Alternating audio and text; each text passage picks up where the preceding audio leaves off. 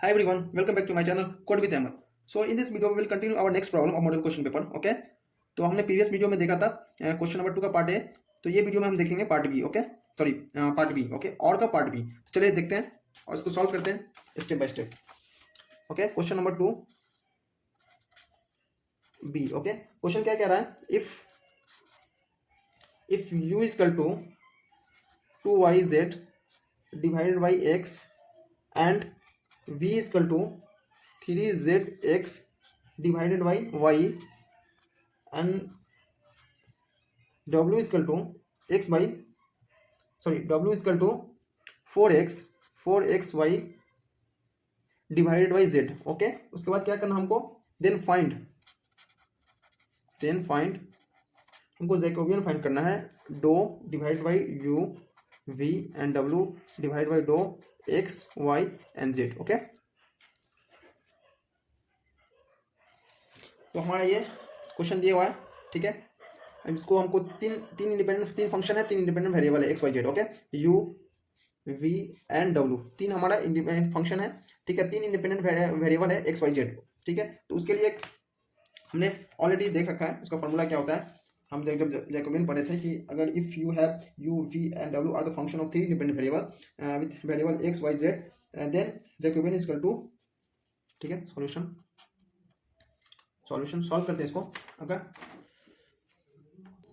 First given क्या है हम गिवन देख लेंगे. Okay, first given is equal to u is equal to 2yz divide by x and v is equal to 3z x is equal to y and w is equal to 4x y is equal to z. Okay, हमको find करना है, क्या find करना है? Jacobian find करना है. ठीक है, तो जैकोबियन को हम जे से भी डिनोट कर सकते हैं. ठीक है, किया जाता है, जे से डिनोट कर दिए. और थ्री फंक्शन है, तो थ्री फंक्शन का जो इस तरह से हम रिप्रेजेंट करते हैं. ठीक है, सिम्बोलिकली रिप्रेजेंटेशन जो होता है थ्री फंक्शन का, हम इस तरह से रिप्रेजेंट करेंगे. कैसे? Dou u divide by dou x, dou u divide by dou y and the dou u divide by dou z. Okay, next dou v divided by dou x and dou v divided by dou y and dou v divided by dou z. Next dou w divided by dou x and the dou w divided by dou y and the dou w divided by dou z. Okay, ठीक है. Next क्या करेंगे? अब हम next इसको partially differentiate करेंगे. ठीक है, तो z is equal to partially differentiate करें. किसको डिफरेंशिएट करें? हम u वाले टर्म को डिफरेंशिएट करें with respect to x. Okay, तो with respect to x differentiate करेंगे, तो हमारा x यहाँ टर्म है, तो हमारा डिफरेंशिएट करेंगे तो minus 2yz divide by x square आएगा. ओके, नेक्स्ट हम देखेंगे, हम u को with respect to y partial differentiate करेंगे. ओके, तो y का पार्ट डिफरेंशिएट करेंगे तो पार्शियल डिफरेंशिएट, तो y का डिफरेंशिएशन 1 हो जाएगा, तो 2z divide by x, 2z divide by x आ जाएगा हमारा. नेक्स्ट इसी तरह से हम करेंगे विथ रिस्पेक्ट टू z करेंगे तो z का डिफरेंशिएशन 1 हो जाएगा, 2y divide by x. Okay, next देखेंगे हम v वाले में. v वाला हमारा क्या है? ये विथ रिस्पेक्ट टू x करना है, तो 3z डिवाइड बाई y.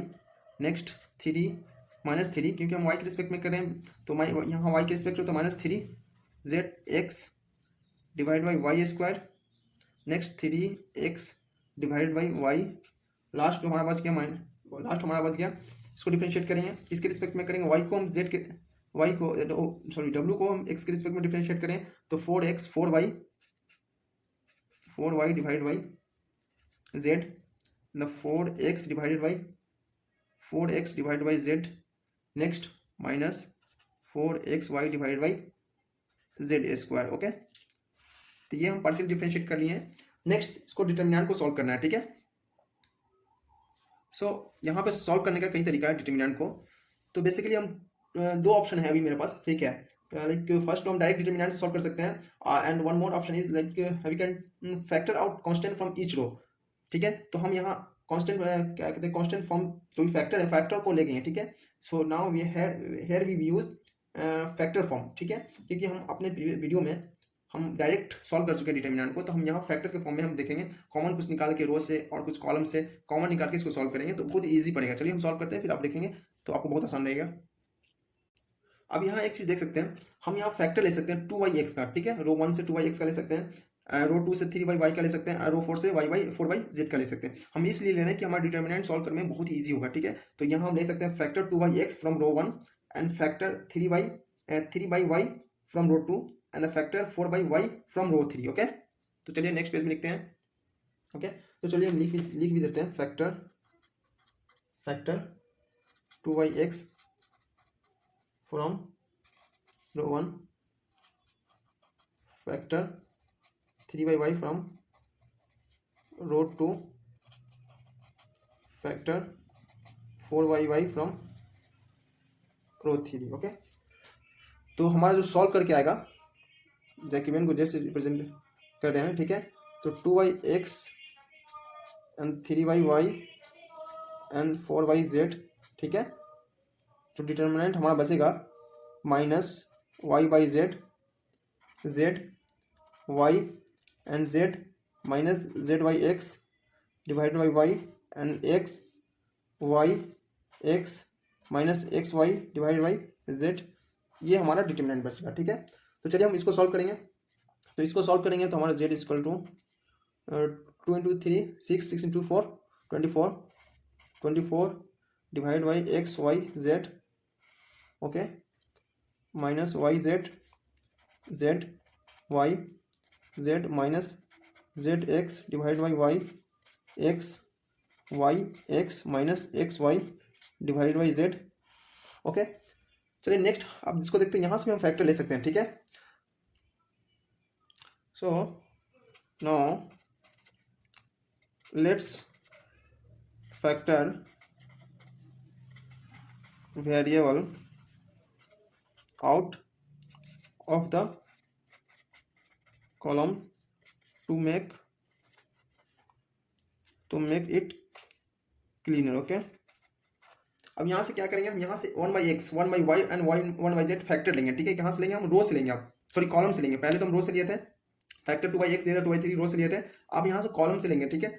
तो चलिए नेक्स्ट पेज में यहीं पे हम लिखते हैं, ठीक है। तो फैक्टर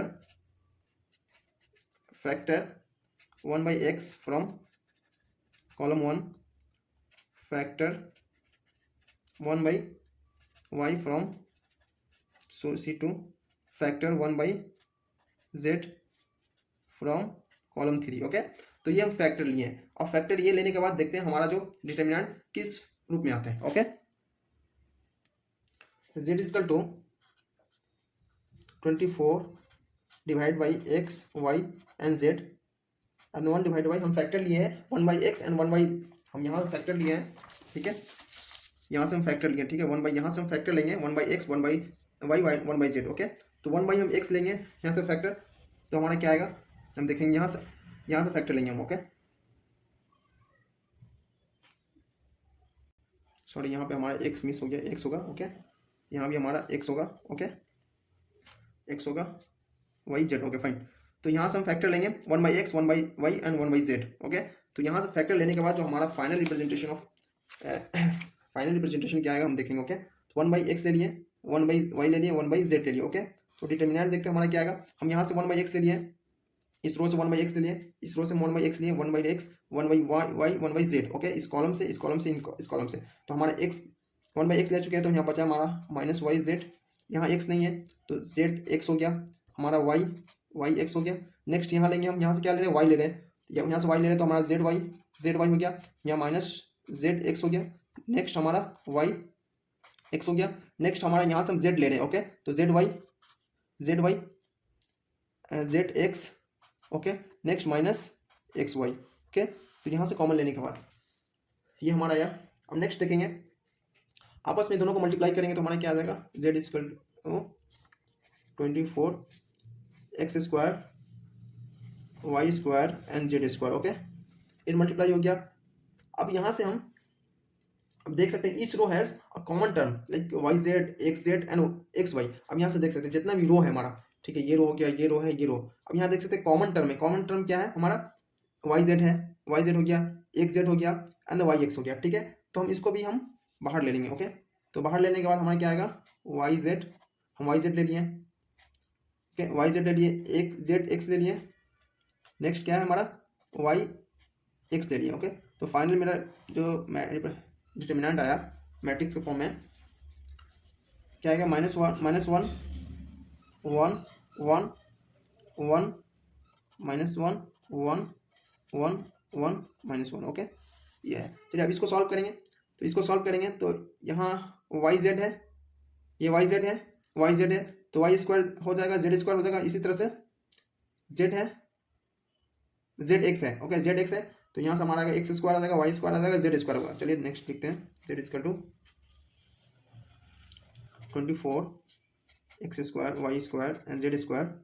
ओके, यहाँ से हमारा आ जाएगा x square y square and z square, ये दोनों कैंसिल हो जाएगा आपस में, -1 1 1 1 -1 1 1 1 -1 ये कैंसिल हो जाएगा। जेड इक्वल टू हमारा आएगा 24, ठीक है, -1 1 1 1 -1 1 1 -1। ओके, इसको सॉल्व फर्स्ट, इसको ये सिर्फ डिटरमिनेंट को सॉल्व करेंगे, तो जेड इक्वल टू हमारे डिटरमिनेंट को सिर्फ इसको सॉल्व करेंगे तो हमारा क्या आएगा, सिर्फ इसको सॉल्व करेंगे। ओके, इसको सॉल्व करेंगे तो हमारा आएगा 4 आएगा, ठीक है, 4। तो इसको सॉल्व करें आप, डिटरमिनेंट को कैसे सॉल्व करना है, -1 इसको सॉल्व करेंगे तो 24 × 4 आएगा हमारा, जे इक्वल टू 96 आएगा, ठीक है। अब इसको सॉल्व करके हमारा, इसको सॉल्व करेंगे तो ये हमारा 4 आएगा, ठीक है। 4 × 24 × हमारा कितना आ जाएगा आंसर, 96।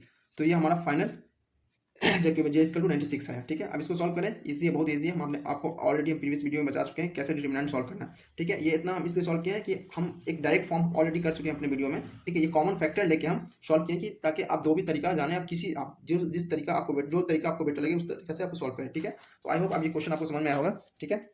तो फिर से मिलते हैं आपको नेक्स्ट वीडियो में नेक्स्ट क्वेश्चन के साथ, फिलहाल के लिए बाय।